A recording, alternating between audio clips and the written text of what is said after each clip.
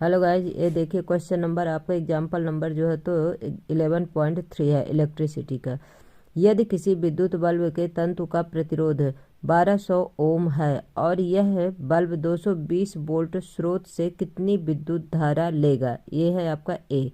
फिर बी में क्या पूछा, यदि किसी विद्युत हीटर की कुंडली का प्रतिरोध 100 ओम है तो यह विद्युत हीटर 200 वोल्ट स्रोत से कितनी धारा लेगा। दोनों में क्या निकालना है अपने को, धारा निकालना है। आई की यूनिट क्या होती है आपकी, एम्पियर होती है। तो देखिए क्या दिया गया, हमें कितना दिया गया है, आपको वोल्टेज कितना दिया हुआ है, 220 वोल्ट दिया हुआ है, प्रतिरोध कितना दिया हुआ है, 1200 दिया हुआ है।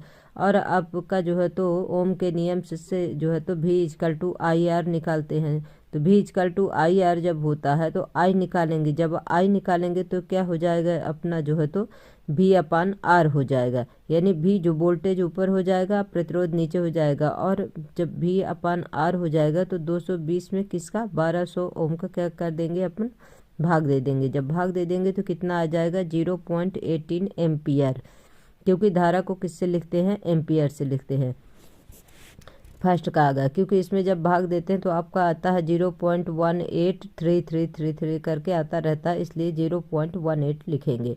फिर बी क्या दिया है, हमें दिया गया वोल्टेज कितना दिया गया है, 220 वोल्ट दिया गया है। आर प्रतिरोध कितना दिया गया है, 100 ओम दिया हो गया है। तो वही विद्युत धारा निकालना है, आई इजकल टू भी अपान आर, जो आपका ओम से ला है तो ओम के नियम से निकालेंगे। तो आई 220 दिया हुआ है, 100 का भाग दे देंगे तो कितना आ जाएगा आपका, 100 का भाग दे देंगे तो 2.2 एम्पियर आ जाएगा। 220 वोल्ट के समान विद्युत स्रोत से विद्युत बल्ब तथा विद्युत हीटर द्वारा ली जाने वाली विद्युत धाराओं के अंतर पर ध्यान दीजिए। अब दोनों में देखिए वोल्टेज तो सेम दिया हुआ लेकिन प्रतिरोध अलग अलग दिया हुआ, इसलिए जो है तो दोनों का आंसर अलग अलग आया है। गाइज, अगर आपको सवाल नहीं समझ में आते तो आप लोग हमें ज़रूर कमेंट करिए, और आप लोग हमारे क्लास को लाइक करिए, शेयर करिए, सब्सक्राइब करिए। Thank you so much guys.